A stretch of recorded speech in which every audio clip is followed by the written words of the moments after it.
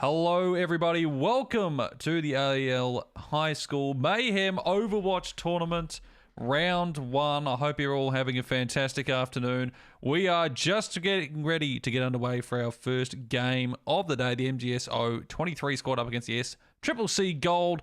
And I'm very pleased to have alongside me for this cast this afternoon, Racquetz. Mate, how are we doing? Hello, fantastic, mate, fantastic. Very well nourished. I've had a coffee beforehand. I've been drinking some water here, and I'm excited to see some Overwatch game because I believe from the last season, a lot of the teams that have played previously are back, so they're nice and eager to get back into the matches. Absolutely. I mean, I did not have the pleasure of being able to do any of the Season 1 stuff, but I did have a bit of a watch, and I saw some fairly good play from a lot of these sides. Have you had a chance to actually cast the MGS squad or the SCCC? Have these guys been in the last season at all? Yes, yes, both these teams were in the last season, very active as well. I believe they weren't in the top three, so they weren't in the final bit of the run there at the end of the brackets, but they had some valiant efforts for sure. I remember from memory, Boris had a very nice Reinhardt, just thinking at the top of my head. And Alpaca Blade might have played Genji. But yeah, I mean, regardless to say that these teams have been here before, so they do have a little bit of that experience because sometimes if it's your first time in, you can be a little bit shaky, you might not be at peak performance per se. But now they have a little bit of experience under their belt, they'll definitely perform a little bit better, I reckon. Yeah, absolutely. Just having that cohesion, especially as a team where, you've played some time together, you get to know each other's roles a bit better. The flow usually works a lot better with those ones together as well. But yeah, no, looking at these two squads, we've got of course, the MGSOC squad there. It's Boris Johnson leading the way with the first one there. Little Horde, T-Vort, Zemo, Alpac Blade, and Blank Paper. And for the SCCC squad, for their 5 today, it's Weef LA 777, Moisty Morgan, Big Weeksy, Bronus, and Riz A Sports 24. Some real tongue twisters actually with a couple of those names. Really going to be good to cast those. Yeah, we'll just cut them down by half, mate. If there's, especially the names with the numbers, surely we can cut that down a little bit there. But look, the unique thing as well in this quick format, I call it a quick format because all of these maps today are going to be played on control.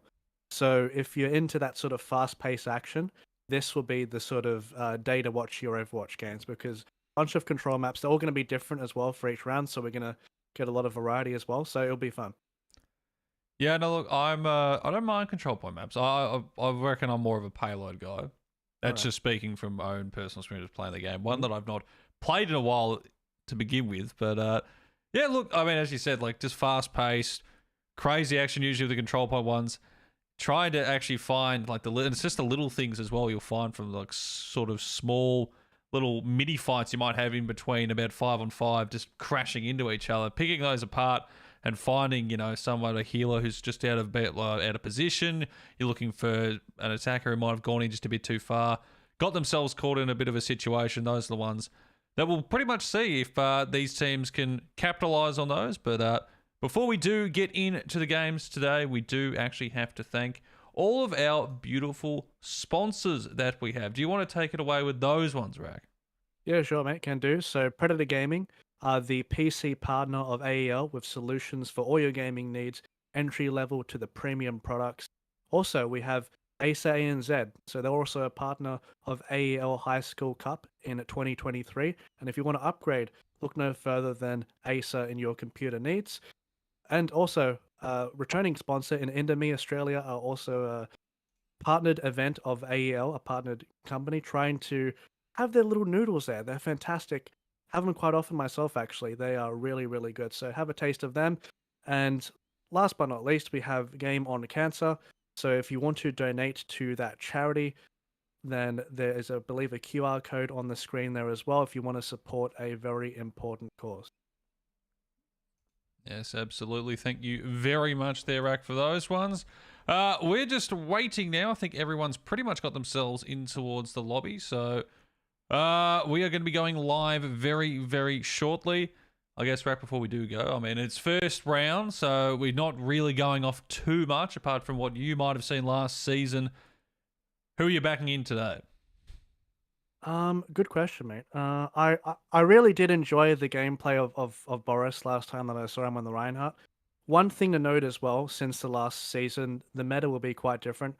I believe Junker Queen got mega buffed recently in the patch, so she's sort of been a hero that has been either really weak or really good. When she first got released, she was really strong, but now they've sort of buffed her up to that release date status again. So you might be seeing a lot more of those. So I think it could be one of those situations where the main tank is going to have a lot of say. Sigma is re-enabled as well because I believe yesterday, for once the new patch came out, Sigma had a bug where he could fly indefinitely, but Perfect. Just what we that need. is fixed. Yes, that won't be here. So don't worry, everyone. We won't be seeing Sigmas fly around as if they're Pharahs. So yeah, it should be entertaining. Oh, I mean, that would have been quite entertaining to watch for its own thing. I'm trying to Sure. think of any of the classic Overwatch bugs there might have been back in the day, but I feel like I feel like the only bug that I can remember, which it wasn't even a bug, was just when it was all goats. That was just the. I mean, look, some people call it a meta. I just call it a bug that lasted for about a year too long. I guess I mean, you can't do goats these days as much, unfortunately, because there is only the one tank, and you've got a bit more freedom to little things around the other. I mean, you could still see a bit of it if you really sort of go for the heavy healers and maybe some beefed up couple of attackers, but it all pretty much depends on how you want to go from there. But we're almost ready to go here.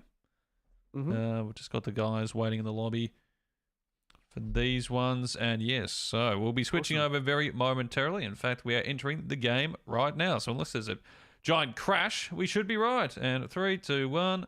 Hey. Beautiful. There we are. We are now in this one here. Beautiful. We have some Overwatch, which is what we love to see with these ones. But yes, first map.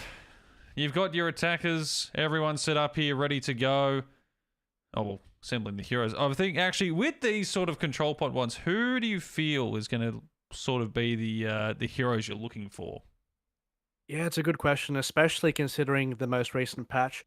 Probably things that are more close range. I think a safe, reasonable guess is probably a little bit of Reaper. People have been favoring Reaper. He's quite easy to execute, and if we're going to have these close range style brawl comps with your Ramatra has been a very like consistent pick, I think, ever since some of the other tanks were nerfed. So expect a lot of Ramatra. And you want those burst picks as well to make sure that Ramatra doesn't get as much movement. So having the May, having the Junkrat as well, trying to negate that too. But on the side of MGSO, they're trying to sort of maybe this might be a little bit of a draft diff here for MGSO, because it might be difficult for SCC Gold to get that Echo and the Pharah in the sky there. But I guess to see if they can win that frontline war, they can perhaps push that forward. Well, that remains to be seen. Both teams heading out, and we are getting our first game underway here. Control point unlocking, and immediately it's Boris Johnson getting that first pick. Weirfloor and the Ana completely demised there, and they're doing huge work to begin this one. MGS, 2 big kills there. Moisty Morgan dropped as well, and that is all done pretty much in the first 10 seconds there. Just the Ana, or just the Mercy Pharah combo. We see it all the time, can do some major damage, and right there it absolutely sent SCC Gold running back. Yeah, and that is really what they want in that comp, right? They're going to be very strong in that initial fight, and them getting back on the point might be a little bit more difficult because of those hit scan, the presence that they have there. But this is exactly what they want. They want to be on the front foot, poking down on this little choke point there. Just keep rolling around with this one here as the SCC Gold guys just trying to keep themselves ready. Locking to start from this already. Moisty Morgan taking some very initial high damage there on that soldier, and Broncos as well almost brought down pretty low. So they're doing some good damage at the moment here. MGS holding on the side here.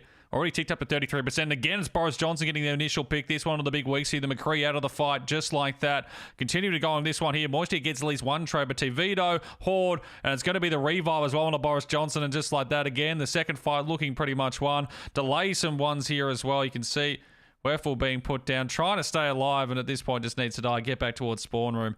And that just like that, MGS ticked over 50%, and they are in complete control. Yeah, they've been very dominant so far, and that Ramatra nearly has the ultimate available. I think Ramatra on these control type maps is incredibly powerful because of how small they are, and they tend to sort of fit around his ultimate. So if he can get the value in that, then that will grant MGSO another bonus fight on the bank, and all of a sudden SCC Gold are only playing, you know, for that one fight to get back onto the points. So time definitely is of the essence here for SCC Gold, but if they can get a pick it like that, that's going to help things out a lot. Big pick there. Echo's going to be put down. The revive, though, looking to come through, and it will be pulled away. So they managed to get their one back to the 5v5 fight here. So the initial pick they've got, fallen away from that one. And now Little Hall with his ultimate. Oh, my lord. 3 just like that. And just when we thought SCC Gold had got themselves an initial 5-1, something to work with an early pick, it is thrown away immediately. And that is going to be the first point and first game done just like that.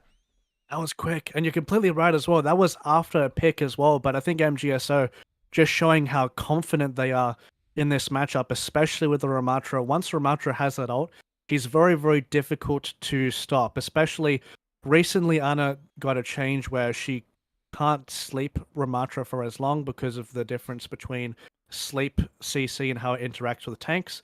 And if you don't have that sleep available, if you don't have any sort of reliable CC to shut him down, he's just going to walk forward and annihilate your team. And that just happened there with Little Horde. So great job for them realizing it and being very aggressive. So SCC Gold still electing to go for that double hit scan as well. I think they did a pretty good job at having air control MGSO. So SCC Gold wanting to eliminate that early. Once again, it'll come down to this early fight here. Last time was Boris Johnson just getting that initial early pick there on the Pharaoh Mercy combo. Looking to try and get the same one again as he's leading themselves in here. Reinhardt shield up there as they try to get this one walking for Rise of Sport. They haven't actually really been able to contest the point once in that first one. This time around, they've actually managed to get themselves forward a bit further. Looking to keep themselves rolling with this one here. As they start to fight, and this time it's Moisty Morgan to get the additional pick, and now SCC Gold. Can they capitalise off that? Blank paper with the revive, with the immediate blast back there. The fire strike from Riser Sports, and they will be able to take control of the point for this one. And MGS, they'll sort of just hang around, but they'll have to fall away just initially because they've got to get their revive back, or coming back to get that full stack of fire. But a good start there. SCC Gold breaking through and taking the initial start for this point.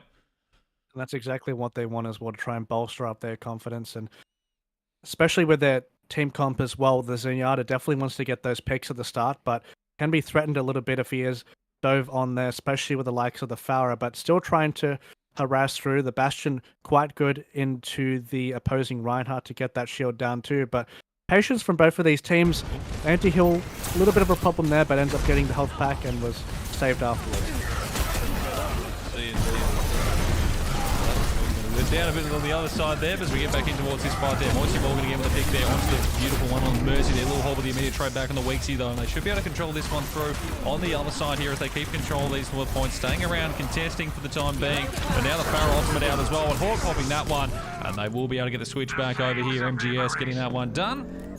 All across them, but at least for their Triple C Gold, they will get themselves up to 53%. Definitely something to work with here after dropping the first one.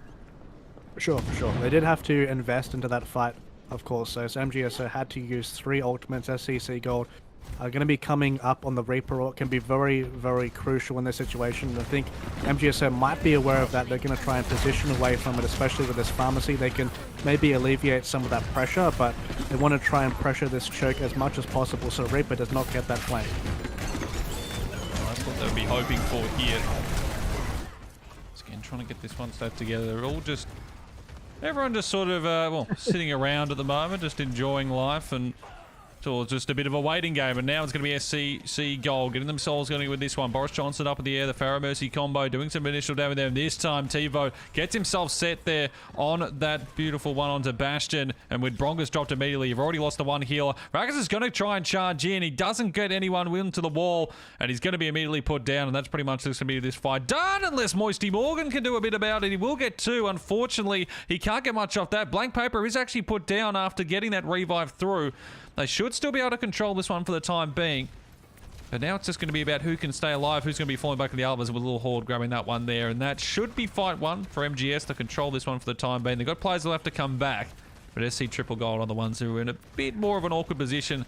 There's some of their players there sticking around for that last fight, and it's going to take them at least another 10 seconds to get everyone set up. The setup is going to be very vital for the situation as well. The Aura ultimate could perhaps get a lot of value in this scenario as well, because SCC Gold don't have the best tools to deal with it, but that Zenyatta ultimate will be available as well. But the question is, can they end up eliminating the Pharah if that flank does come through? The Transcendence is going to be used as well, the Reinhardt charge available, and looks like both teams looking to elect to use a lot of their resources this fight. Yes, they have, and it looks like MGS again are going to be the ones that are coming out on top from this one. Damage trying to be put out from Weeksy. He's going to get nothing, and that is going to be that one done. 2-0, and a pretty nice start there for SCCC Gold. Well, I should say, well, MGS, I'm pretty sure, was the one that won through that one, but, you know, shows up one side. I hope we haven't been calling the other one the wrong team this entire time. That'd be a pretty good start with those, but, yeah, as we can see there, just really nice stuff from the guys over on the side of MGS. Pretty much being able to control all that they could get from those ones.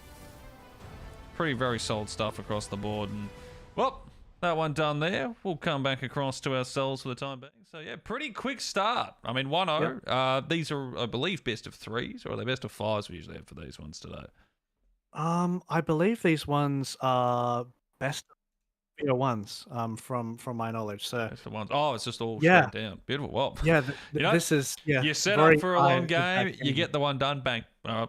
See you, boys. All right, that was a good game. We'll catch you all next week. So, and that's sort of the essence. They call it the Mayhem tournament for a reason, because you know, you've got to be ready to go, because if you're not switched on just like that, you can be completely put to the side. So now we believe it was MGS who won that one, and then the end screen said that the SCCC Gold guys won it. So we're not entirely sure the exact one for that one, but I believe it was the MGSO guys that did win. Cool. Yes, we've got some confirmation now that it indeed was them. So congratulations to MGSO, the first winners of our match one of term 2.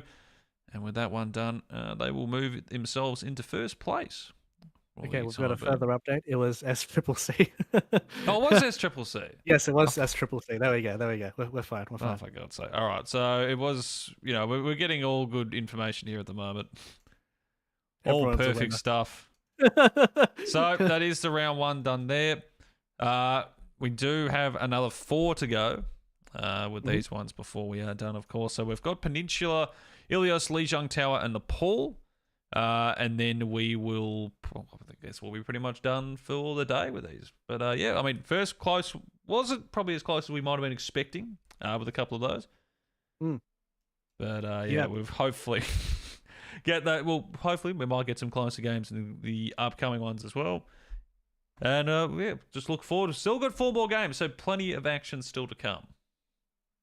Well, that's the tough thing, right? In this type of format, you labeled it as like the Mayhem format, right? So especially if you can't sort of get your pedal to the metal immediately, you might sort of fall behind. And I think especially losing that first control point, it's very difficult. I mean, we did see a little bit of a comeback on that second point on the Antarctic Peninsula, but in that situation, they didn't manage to get through in the end there. But especially with such a fast-paced game mode, it's really important you get your warm-up, I reckon. Because I felt like that match sort of went in a blink of an eye almost, right? Especially, you know, the first control point was really fast, the second a bit more competitive. But if you're not ready as a team, then all of a sudden that could be a L really quickly. Absolutely. Well, hopefully with those ones there, well, I guess we'll see with that. But we're going to go to a quick break, guys. When we come back, we'll have you some more Overwatch 2 action. We will be back right after this.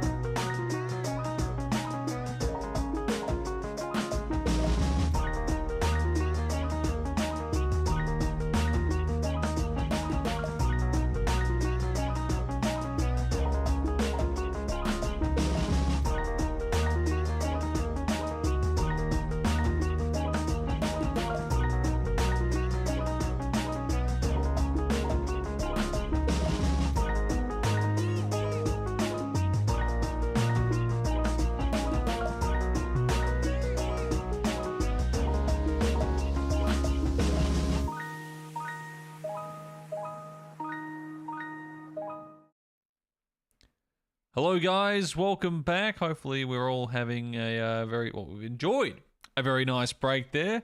Round 2 matches are getting underway at the moment, and we've got ourselves one for this one. It's the SCM Bottom 500 versus the HAS Maroons squad. Racket, we had our first game. Called a bit of a stomp. These two teams now coming up against each other. And going off what I think were the bracket ones, if we have a look on the other side, Maroons and the SMGS squad both had a win. They have both had a win, yeah. So they're presumably coming off some momentum. And whoever, of course, loses this will be pushed down a little bit further down the standing. So quite an important one for both of these teams, because if you do have the better standing, obviously it does give you a little bit of an advantage there. And I mean, it's a little bit difficult as well, right? Because even though you look at these score lines and you think, okay, they're both won, but because of how quick this format is, it's really difficult to judge how like strong teams are, right? Because of how quick, even our last match went back and it ended in about, I don't know, it felt like 5 minutes almost. So if you make one mistake, it could be the difference between winning and losing, especially in that controlled type mode. I mean, you said you're a payload man yourself, understandably. But yeah, so both of these teams, of course, do have a win up their sleeve, and they're looking to one-up each other. Well, that's the idea. I mean, get yourself up, rolling 2-0, looking to get, someone could possibly find themselves at 5-0 by the end of these 5 games in our first week, which is where you want to be. And yeah, especially, I mean, we're talking about just those early ones where you just lose. And we saw in our first game where it was just initial losses of just a healer or one of your main attackers early was just absolutely devastating, especially control, because then you just have to wait. You can't really then take part in the fight unless you have some sort of revive available, or you've already put in ultimates. That at that point, you've just got to take the fight and hope that you can swing things around in that favor. But yeah, and just the waiting thing as well, and seeing how teams sort of react to possibly losing a couple in a fight, whether they just do the classic, jump off the map, suicide, get everyone reset as much as possible, or you take the risk of either sticking around, hoping to get a pick, or running back the other way. And you might be chased, and you could either, you can get picks off that, but in the worst case scenario, all of a sudden you're 10, 15 seconds respawn behind your own teammates, and things just become so much more difficult from there, especially if you've already lost the point, then the timer's already ticked up to 20, 30%. Yeah, well, exactly. And the difference between Overwatch 1 and Overwatch 2 is that these fights can go a little bit quicker, so making those snappy decisions as well really will benefit you in the long run, because the time keeps on ticking. It starts to get more difficult as you're in that disadvantage, and especially with some of the team comps that we've seen as well. We've already seen a bit of pharmacy with those types of comps. You want to, sort of take the initiative, get that first fight win, especially with the likes of Ramatra. These sort of very aggressive picks that benefit off winning that first fight and forwarding their advantage onto the others. Of course, we've seen the adaptation of having the hit scans as well to try and deal with that. But see how both of these teams adapt. Of course, the beauty of this is that we're not going to be seeing the same map twice, so we're going to be rotating through each of these rounds as well. So we won't be seeing the same sort of roster as well, because some of these heroes lend their strengths different depending on what the map is, of course, as well. Yeah, absolutely. So I believe our second ones, at least for this, second maps here. So we're coming to Ilias for this one. Would very much expect to see probably a couple of Lucio picks from the healers, if that does come out there. You've got your classic boops. Wouldn't mind seeing one, knock a couple of people off the map, and just also getting the speed towards those sort of finding control points. You go to the well as well, because depending if we do go for that 3, depending on the ones to start early there. But yeah, no, I mean, I personally do love Ilias, and I feel like we'll again probably see a Pharah Mercy maybe come out. You've got a lot of open air for it, and you've also got Pharah's knockback as well, which can lead to a few knocks in a well or knock off the map as well if you time those correctly. So yeah, look for that. Maybe on the other side of things, Soldier could be seeing some Winstons come out, especially for that dive comp. Again, looking to just try and get momentum flowing through early. But yeah, I'm looking forward to what should be a pretty good game here. I mean, both teams have won the first one. They're vying to try and keep that undefeated bit going. They want to go for the 5-0 for today. And hopefully we will be getting into this one very, very shortly, as the teams are all gathered up in the lobby. So, I mean, again, we'll go over this one. Who do you think's taking this one out, Racket? It's a tough pick. I don't believe last season I had the fortune to commentate either of these teams. So it's purely guesswork at this rate, mate. I will look at the initial comps, and that'll be my base prediction. All right, I'll have like a brief estimation based on what I see if they lock this in. All right, and you can start looking at the initial comps as here we are with our teams, everything getting set up. Also, I think we did forget to shout out a big man to TwoTapTony, who was running the observing for today's games. He didn't quite know how to get POVs going for the start, but it's all a learning process when we haven't done Overwatch 2 in a while. I mean, look, I haven't played the game in a while. We're still, some of the newer characters, the names, they fail me sometimes. But we're still watching it, we're still enjoying ourselves with it. Hopefully it should be some very good stuff. I mean, looking at these initial comps, how do we feel about these ones? All right, I'm going to give the advantage to SMGS bottom 500. I think they have I think every time I see Ramatra, especially in such a close quarters map, I sort of, especially in the matchup against Reinhardt, because he has the ability to puncture through the shield, I think that might be the difference maker here. Of course, HHS Maroons, they sort of have like a hybrid comp. It's like between dive and a sort of stationary poke down shield comp. So sort of interesting styles to play it here, but I'm going to give it to the advantage here from bottom 500. All right, you've heard from Racquetz, and here we go. Our second map of the day, our second game of the day. SMGS bottom 500 up against the HHS Maroon squad. Who's going to take this one out? It's already Mr. Angus Jackson on that one close there. Taking some initial early damage there. So taking these team fights in. The Reinhardt already coming forward. Titanium's actually going to be the first one to fire. Pro Defender, he's going to be dropped. No defending on this one, son. He's going to be out from that one. A 4v5 as the point starts to unlock now. Forces that the guys over on the side there of the SMGS bottom 500. They're not quite pushing onto the point right now. Now they're getting sort of jumped on. They're on a couple of them there. Alvinox knocked off that one first one. Vadian is actually going to be picking up Titanium, so a trade back on that one. And now they can look to push in as they lose that first one there. 4v5, still a contest coming on. 18% already ticked off for the HHS Maroons. So they did manage to get that first, at least initial cap. Now they just want to stick around for as much as possible as they start to lose a few here and far. Kung Fuggy, not so bad. Trades across the board there. Still leaving it around a 4v4. Ryan charge in does not pay off there, and he's going to be put away. King Fungi gets that one. Ango Jax, not so bad. Two there. Huge kills on the ultimate. And just like that, I was immediately thinking SMGS bottom had got that one back. And this fight's still going in the middle. Man, that was phenomenal. You rarely see a double kill with a Bastion ultimate. That's incredible value there, and especially when you leave the Bastion to his own devices. Ramatra can have a little bit of a problem here, but still, notice how Maroons still have that point. It's going up 50%, it's still ticking. They would love to see this. Yeah, there's contested. It's just still going. All of these ones coming together. And Titanium, he's going to be put down there. Pro Defender, very, very low, 62 HP. Does manage to get the heals back up. And finally, it feels like they're going to be able to switch this one across. He gets another one, not so bad on that Bastion. Ryan should be pushed away. Low health. Trying to stay on for as long as possible. But HSS Maroons, they will be pushed off eventually, but not before getting a very nice 71% to start this one off. And that is a very, very good store from their team to get that percentage that high. It's amazing how they managed to do that as well. Considering that team doesn't have the most mobility in the world as well, I think Genji Titanium did a good job at surviving there, trying to dart from side to side. But the pick at the start, the Fire Strike does the job there, so that will help definitely a lot. That Fire Strike, ooh, makes it easier to get the Earth Shatter as well, but the pick, Justice Queen also here as well. The Bastion, so much damage coming through. Lopov getting caught off guard as Ango Jax. He will be able to get one, but not before the Shatter putting him down there. Titanium will finish him off, and he's going to grab a second there and to come through as well. He's looking for the third, chasing, looking to try and finish this one, and he will. Titanium with a nice three-piece, and they can get 40% there. SMG is bottom 500, but now it's been switched back across, and now they've got to be careful as well. It was getting Pro Defender jumped on. We'll be able to fall back to the rest of his team as the Mercy's picked up there by not so bad. And now 80%. This is pretty much going to be the last fight if they want to keep this one going to extend it onwards. They do have a couple of ultimates to go. So plenty to see with this one as they start this initial fight on. Titanium with the Nano Blade available as well. See if they're going to invest at this fight. Maybe looking for the flank here.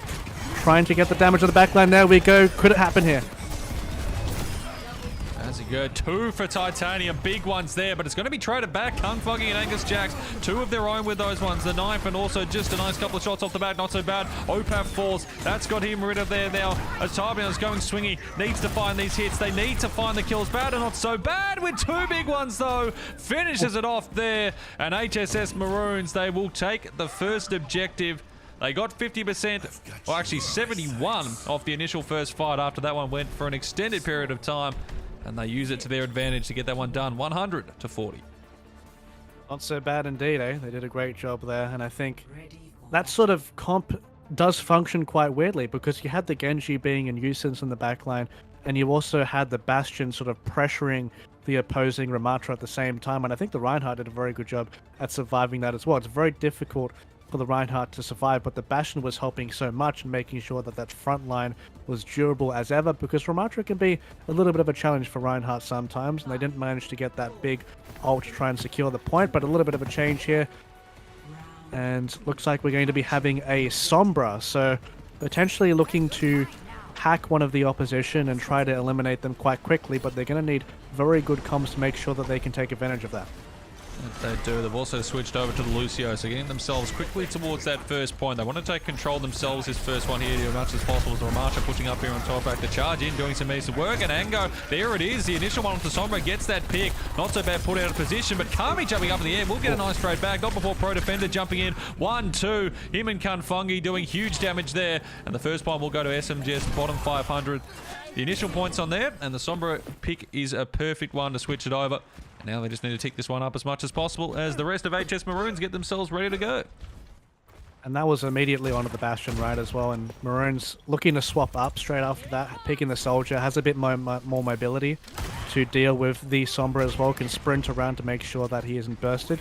So great little adaptation there as well. The hack spotted out through, but has the Translocator as well, but wanting to poke significantly with this Ashe at the start, being damage boosted, and there we go, bingo. And that's the problem as well. Titanium's just getting free range up there. Looking on the Ramatra now, starting to do a bit of damage on that one as Ango Jack here. He thanked for that one. Puts the Soldier down to half, and he's going to have no healing or any of those close ones there for the Rocket, so he's going to be careful of that one again. Ango Jack's just sitting off to the side. They're not doing too much about him. He's doing just enough damage to control with these ones, but they need to get rid of Titanium at the top, and not so bad. Pro Defender will find that one after the initial damage there, and they are just getting through these ones here. The fight's still continuing on, and it's ticking up on 50, so they need to jump in now after those initial picks, and this is where they need to start it. As here, Mercy ultimate onto the one there. Titanium still has his to throw at the Bob as well if he does want to put that one forward to continue this fight on. Again, we're getting backed up to 60-70%. So this is all good for the bottom 500 boys, and still trading pretty nicely as well.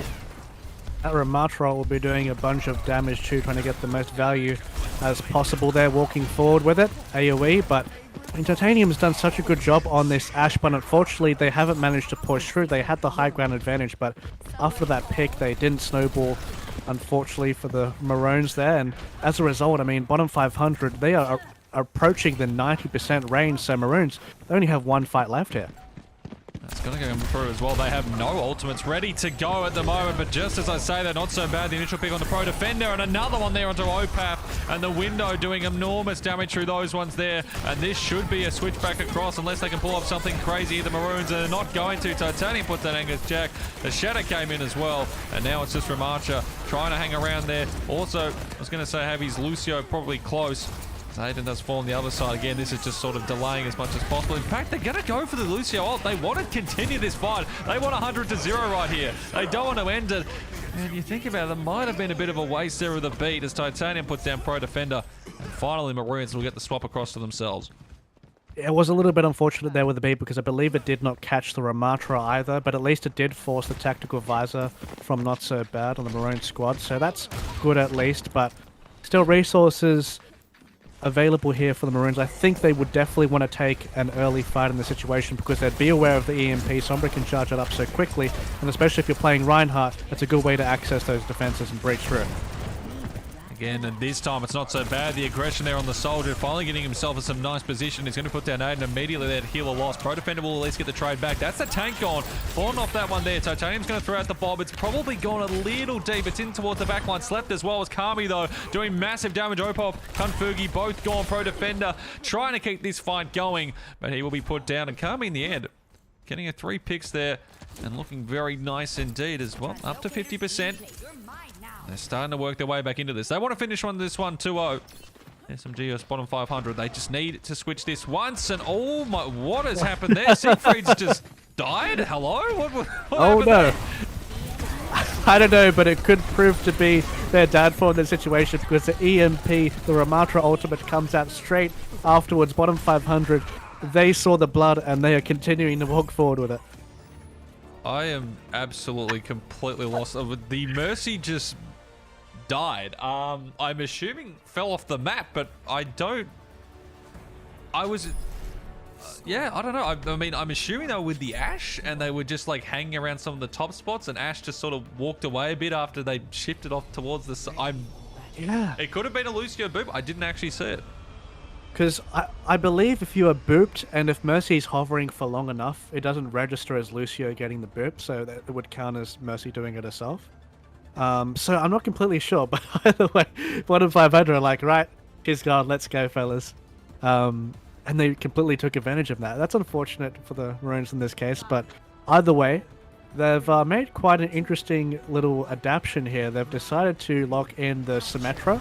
Symmetra Sombra combo is quite unique in the situation. Of course, we have the Brig as well, which is more of a unique pick too. So both of these teams willing to flex over to more of these unique characters, giving everyone a little bit more of entertainment. And here's Sango Jack still on that Sombra as well. An initial pick from that one there with the hack, and now they look to get this team fight rolling on. The Ryan going in very early in the tournament. He's already down to half HP. He has to be careful. Kamfugi's got TwoTapTony in the meanwhile. That has not worked out on that pick there. And all just like that, OPAP picking up T-Dub on Siegfried.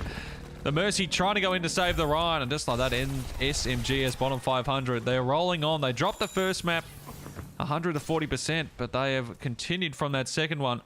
And now we might see some changes here from the Maroon squad, but it's looking like, no, they're going to keep mostly the same.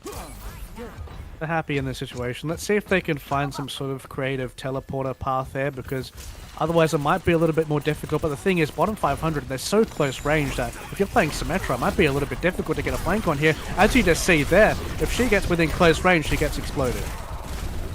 It's the trade coming in there from T-Dub on Kamfugi's really, really low as well. Has to be careful on that Ramatra, keeping it going. And Pro Defender's going to be dropping the Mercy there in a second there on the Tardu. And not so bad on the Sombra. Tries at least to get the one trade. But Ango Jax is there for the immediate one back, and they've ticked up towards now 50%. Both two team fights won here for the SMGS squad. And for the Maroons, they are running out of time. And props to the healers for keeping the Ramatra up in that case as well. It's really important to keep him up when he does have the ultimate available, otherwise he can't get that sort of duration value that that ultimate is so recognized for. But still, EMP is available. Will be quite close actually for bottom 500 too, so it could be the fire start in this scenario. It's very, very important if you want to get through, especially these shields. Not so bad, the initial hack onto that one, having to fly away on that Sombra. We'll be able to fall back off that one there. But yeah, 75%, they're still waiting on the back lines. They need to build up a couple of ultimates. But the thing is, SMGS, while this is all happening, they're building up their own, close to a couple there. And now looking to try and get through with the teleport up top. Pro Defender, though, has already spotted that one out. And Titanium has left all in their lonesome, 96% done. They just need to go at this point. They need to take this fight, as now it's going to be the window going up on the other side there. Can they find some picks? Damage, but they just... SMGS can just hide around the side. Finally, the Ryan charges in. A good one onto OPAP. That's what they needed, the initial one in there.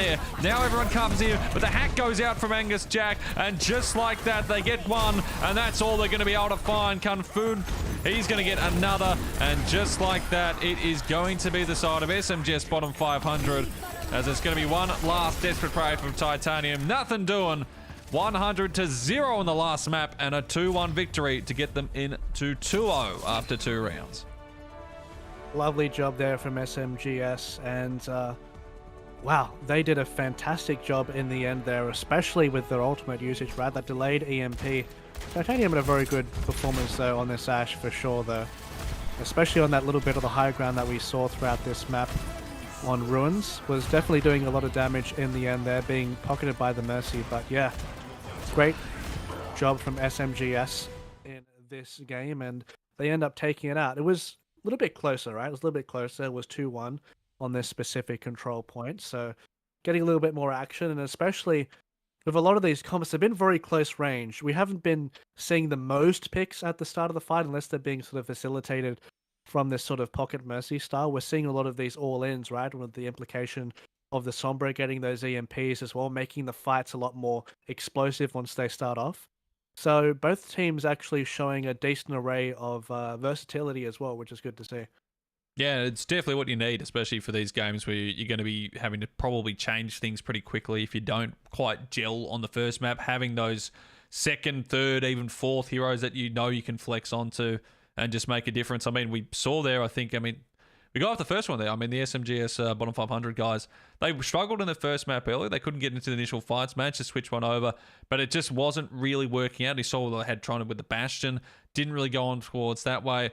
And they just went and made those picks. They switch over to a Lucio. They switch over to the Sombra, which ended up, it forced the Maroons, and especially that last map, they had to go the Sombra of their own. And you could just see there was a bit of a difference in like how the calling was going there, which team was gelling with their Sombras and the hacks. And also, I want to say, Pro Defender, his just lookout for anything that they were trying to get going with those teleports was just perfect, because they shut I don't think Titanium managed to get in once without just getting shut down pretty much immediately, and none of their team was with them because the teleporter was just gone instantaneously. Yeah, I mean that was the thing, right? I think we saw it on a couple of occasions where the teleporter was just placed and then boom, it just like disappeared. And it was a situation where the Symmetra was the first one to take it, and she was the only one on the point. And when you're in the phase of a Reaper, when you're in the phase of a Brig, then you're just going to get annihilated very, very quickly. So great timing to scout out those teleporters as well. I think when you're playing the sim, it's very important to sort of do it very quickly in conjunction of maybe a place that's out of LOS or something that's a little bit more of a flank behind the backline instead of more sort of up front, because you can have these scenarios. If the enemy team's very quick to react, then they can shut down your whole engage. But perhaps if they got the engage cleanly, we might have had a different story there, but they were scouted out very, very quickly. That they were. So, guys, we're going to take another quick break. Most of the games at the moment we'll be finishing up pretty quickly. We will be returning for the round threes after this. We're not sure who's going to be on just yet, but well, I guess we'll know all that when we come back for the other. I believe our next map, if we just look through what we've got for these ones. No. Well, I thought I had it. There we go. Lijiang Tower is our round three matches. And then we've got Nepal and also Oasis for round number 5 when that comes around. So don't go anywhere, guys. We will be right back after this short break.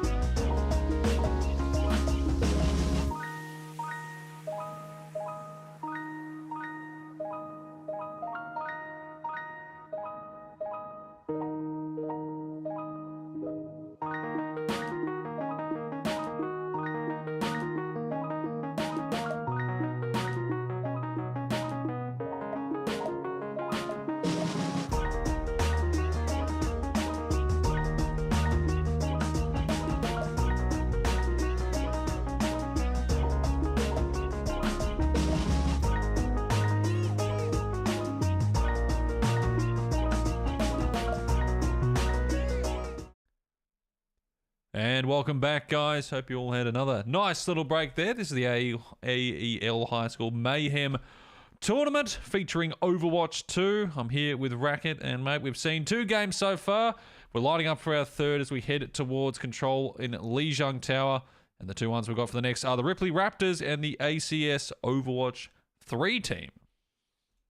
Yes, indeed. And Aces Overwatch 3, previously very well placed in the last tournament we ran. I believe they came third. And yeah, I mean, they had a pop-off performance. Unfortunately, they weren't able to get to the grand finals, but they did come third, which is definitely a very good feat within itself there. And yeah, I mean, I'm trying to remember actually if saw the other team as well. I don't believe I had the chance to see them, but The Ripley Raptors squad? Yeah, I don't think I ended up seeing Raptors. But if you want to make a stand for yourself in this situation, what better way to do it up against a top 3 contender, right? So this will be interesting. I believe looking at the previous round as well, yeah, Ripley Raptors did end up getting the win, which is good. So they have a little bit of momentum because we're getting into the third round now as well. So, I mean, they have that position to do it, right? I think especially when you're a player trying to get some experience, getting wins. I mean, even even in scrims or like even when like matches, getting wins can give you like that confidence to especially stand up against a taller giant, right? Someone who has that little bit more of experience. So I think if the Raptors had a situation where they were coming off a loss, then it'd be a little bit more difficult for them. But that they're coming off a win, I think that could perhaps make the matchup a little bit easier for them and see what they're running as well. But for sure, it's going to be entertaining because Aces Overwatch 3 have already proven that they're part of the cream of the crop. Absolutely, and they actually did drop their last game after going 1-0 initially to Trinity Esports, who have now put themselves at the 2-0 spot. So, you know, we might have some new ones at the top. Just going over the bracket quickly from what we've seen from the first 2 games. So KGS Cow 1, Trinity Esports, Thirst Crushers, the SCCC Gold Squad, and SGMS Bottom 500 all sit at the moment at 2-0. You drop down, SPLCA, the Aces squad, which you have now, the SCC Wolfpack, Whitebridge number 1, the Aces Overwatch 3, of course the team we're doing now, the Maroon squad, who we just saw, Overscotch Ripley Raptors, all sitting 1-1, and then finally our bottom sides, PCS MGS 023, Whitebridge squad number 3, Aces Overwatch number 4, SCC Wolfpack 2. We've got a lot of double ups, which is good. There's a lot of schools out of the ones that have got Overwatch 2 going for these ones, those guys yet to register a win, but they've got chances down the bottom, chances up the top. But yeah, I mean, for a squad that have won or finished third at the last one, being 1-1 at the moment, I don't know if you had a chance if Trinity Esports were in this competition from last season. Is that a bit of a surprise? I'm trying to remember actually. I mean, to me, it does come off as a bit of a surprise because I remember Aces sort of having sort of consistent time throughout the tournament. So it does come off as a little bit of a surprise. But I think if you do have like those upsets, they're going to happen at the start because of the nature of the format, how like quick things are to get off the track there. I think when you start to see these teams that have a little bit more of experience under their belt start to get into their own. Once we get into the best of 3s, once we get into the best of 5s, that's when we start seeing like the true test, right? The true sort of skill difference between having a series where like you have to legitimately adapt. Because let's be real, in a control format, you can adapt for sure. There is some room for adaptation, but it has to be on the fly and very quick. So it tests these different skills, and testing the skill to think on the fly, it's something that's quite difficult. If you have a designated shot caller, if you have someone who sort of knows what type of comps you're running, this is what matters when you're in such a fast format such as control. Absolutely. As we do get ourselves switching into the game for this one, I mean, you've seen the Aces from last season. You got Ripley Raptors here. Are you going to be sticking with Aces, you reckon, for a win in this one? I reckon that's the safe thing to do there. All right, Racquet's back in the Aces. Can they repay his faith? Welcome to round number 3, Lijiang Tower.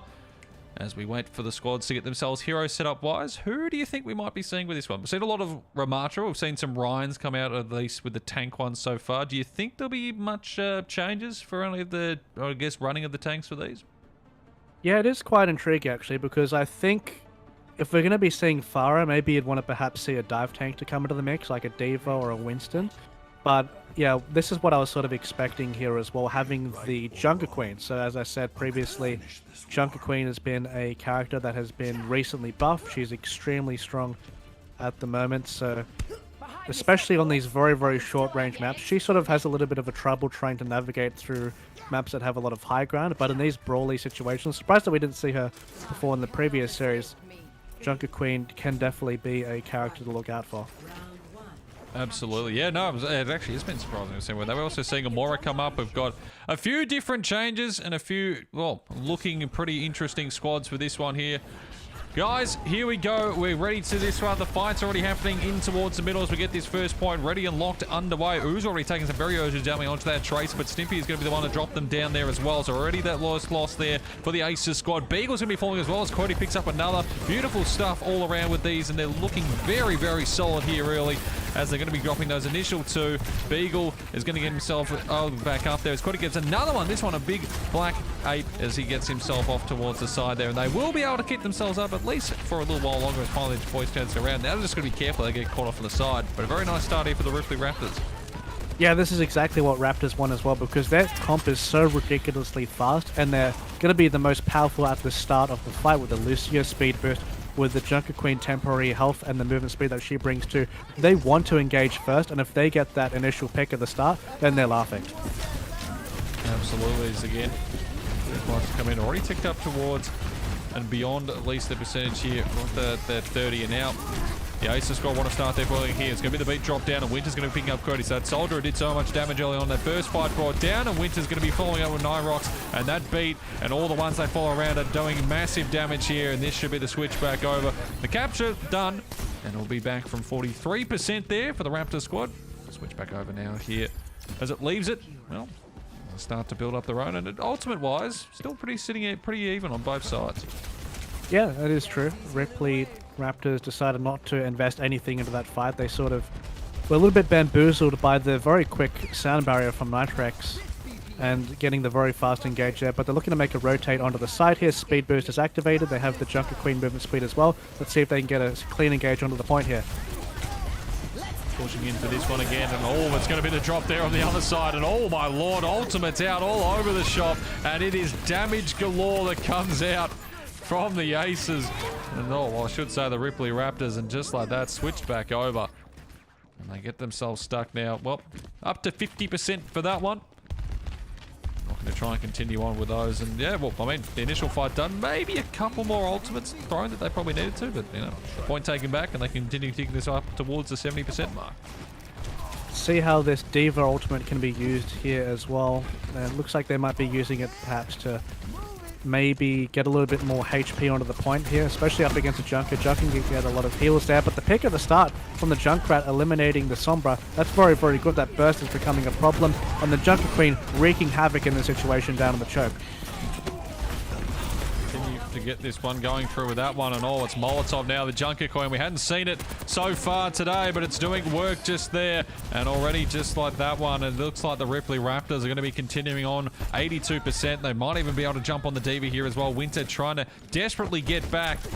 They should just be able to survive for the time being. So they're going to have one last chance with this fight here. Stimpy has his ultimate ready to go, but not much else around it. And look at this coming in from the back. Ooh, he could pull off some massive damage if given the possibility there. The Aces, they need to get this one onto the fight. Winter will take that initial first one there. Norwich falling over. Mystic with a trade back as well. And now the McCree ultimate. Can he find any hands? Not quite. Doing it. Does force them to hide in those corners as well. As again, it's going to be a trade back with those. Swinging back and forth. No one can quite take the point up here as the Raptors, they're continuing trying to hold on for this one, but it will look like the Aces will keep this one extended for at least another minute. They switch it over, but they've got a lot of work to do to hold at least what probably be another 2 team fights to come. They certainly do, and they don't have an ultimate available to sort of get that first initial fight a little bit easier for them, right? So they have to be creative here. They need to make sure that they can detect what Raptors are coming in with, because otherwise they may be caught off guard. As it is, and also just checking the thing, I actually think that the team names might be the other way around. So I think purple is actually the Acer squad and Ripley Raptors the red team, but Hopefully we'll get that fixed up in due time if that is a problem. They're coming in from behind. Misty, huge picks on that one. Another as well. Damage galore. Birdie with the ultimate pop there. And it's going to be an absolute stomp to finish this one off. Point will be switched across. Team kill to come through. And that is going to be the first one done here. 1-0 lead. Says Ripley Raptors, but I think it might be the Aces squad for that one, as the objective is now secured. That does make a little bit more sense, actually, considering the names. I'm a person who isn't very good at remembering names, whether it comes to real life, whether it comes to gamer tags, which is even more difficult, by the way, because you get ludicrous names that you think, well, how did you create that? You know, names, dates, all that. Completely past me with that, but hey, here we are anyway. Yes, well, I mean, you're not great with the names. First season back for me in a very long time, so I'm completely clueless as well. So, yep. Hopefully that'll get fixed momentarily. If not, then yeah, the Aces are actually on the left side of the screen there. So they're the ones that lead 1-0. Raptor squad, though, I mean, they got close with that. I want to bring it up to 70%. There was a couple of good team fights. Just I think it was just the ultimate usage was a really big one for the Aces. Looked really solid for those. And Beagle is just the... All right, well, Beagle's decided... You know, I'm not really interested in living for this fight. You guys can do the rest of that. The Aces boys will start to get themselves rolling forward, and it realistically should just be an easy team fight one for this one here. They drop again the first one there. Molotov with the pick. QWERTY will pick up Ooh. And just like that, this one pretty much done for the first one. Not entirely sure what happened to Beagle. He just walked off the edge. That's the second time this has happened today, right? Where a support player just randomly falls off the edge. Hopefully that isn't a constant theme, because that's one way to lose a free fight. But anyway, if you're Junker Queen, you are absolutely stoked to see this situation, holding the choke, also with a soldier behind you as well. And look how much healing she's getting, but with that warp does make it a little bit more difficult to be sustained up, but still, with the buff for the passive, with the buff for the bleed, Junker Queen is so much more sustainable in those situations. Maybe if you're not playing the buff Junker Queen in that situation, you'd be going down, but hey, she's flexing her muscles and showing how buff she is this patch. Oh, there we go. The team names have been changed on the fly, so that should look pretty fine now. There we go. For that one, thank you to Mr. Tony, who's switched that one across for us. He's going to do a lot of work there. The obs plus the overlay bit for that. It's all a bit of good fun with those. 42% already. The Aces getting themselves locked in pretty nicely in the 1-0 lead. This is becoming a bit of an annoyance here for the Ripley Raptors. They need to get into these team fights, but already Nyrox is going to be putting down the Reaper as well. 8 balls on the wayside, the boop off the map there for that one. And now it's just pushing them in for these close ones. Beagle, he's being just thrown from side to side. Misty, Molotov, all jumping in for these kills. And this is the Aces squad. You said they finished third in the last season, and they are showing it right here, right now. They definitely are. They're very, very proactive with their plays as well, right? And they still have a lot of resources left to use in this fight, so they definitely are the favorites to win this one. Let's see how they can approach this. And the push with this one, 76%. They need to get towards this point, need to find these fights, and need to, a couple of ultimates to be popped through. Ooh, tries out for that one early on there on the Genji, but he gets nothing. And again, it's just a roll forward for the Aces, attacking this one. All the damage going through. Winter's been knocked out as well, 89%. I don't even know if they're going to be able to get back. And Misty, oh, a nice little 3K there on the Bastion ultimate. And just like that, this one pretty much done. Ooh, trying to dive back in, but that is going to be all she wrote for this in our round 3 game. It is going to be the side of Aces Overwatch 3 getting the job done 2-0 fashion, and after a pretty close initial first play on the map there, that second one, that is what we would refer to as a stomp. Yeah, I mean, how dominant were they in this map, eh? They're really good. Snippy getting the play of the game on the Moira, cleaning up in the back line there, but I mean, that's really good form to come into, especially because they did, I believe, lose their last match. So they'll be happy with reclaiming their glory and picking that one up there. But that just shows, I think, they did have a little bit better of a read on the meta, I believe. Especially, I think Junker on these maps where you can't abuse her on the high ground is extremely oppressive at the moment. And she actually did a very good job at being topped up, considering she didn't have like the most healing available too. So props to them to making sure that they're in the correct position to engage these fights really quickly, but still not overextending to the point where they lose because they don't have as much sustained healing in the long run. So great job to them for making sure that they take advantage of their win condition. And yeah, I mean, that was, once again, that map went so incredibly fast. It's amazing.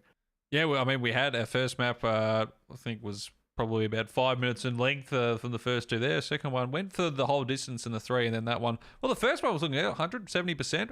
Very close team fights in both, and then unfortunately the Raptors, they lost their initial one early. I think it was Beagle just, walked off the map. I'm still not 100% sure why he did that, but he's on the Baptiste. Says he's dead. It's like, I'm assuming he tried to do a jump and just maybe failed it. I'm not entirely sure with that one, but just from there, they were never able to really recover because you just lose that ultimate build-up as well because he doesn't get an initial team fight. He's always behind his teammates. And that was probably the best thing that came out of the side there for the Aces squad, where their uses of ultimates and just the combinations they had were perfect because it wasn't just the fact they were getting the kills off. And the ones they did do, pushing them into close corners, and they were having them in just close, short fights where they want it. And especially when you're going up someone like a Genji, who's going to be really the claustrophobic side of things. When you're a Genji, you want to be sort of out in the open, getting closer in those open spaces rather than closed in. It just gave them no effect there for the Raptors. Couldn't get started, and that was then pretty much done for that one there. So, guys, we're down with 2 at the moment. We've still got another 2 games to come for the rest of the day, so there's a few, still plenty of Overwatch to come. We might have a few more speed runs. Maybe we'll have a long game, You just never know. But we've got Nepal coming up next. We're going to swing to a short break. When we return, we'll have that action ready for you. Don't go anywhere. We'll be right back.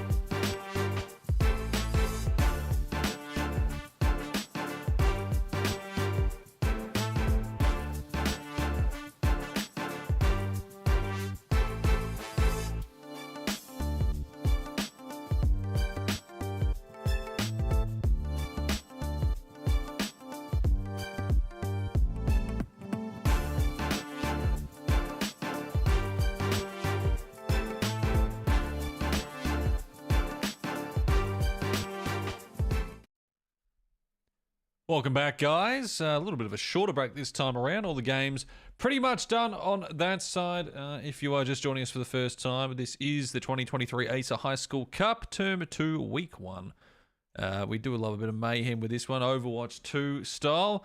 Racquet is the man with me here, and we've seen some stops, we've seen some close best of threes. And now we've got ourselves what should be probably our game of the day so far. It is Thirst Crushers, who are yet to lose a game. And the Aces 3 squad, who we just saw, they're coming back for another round.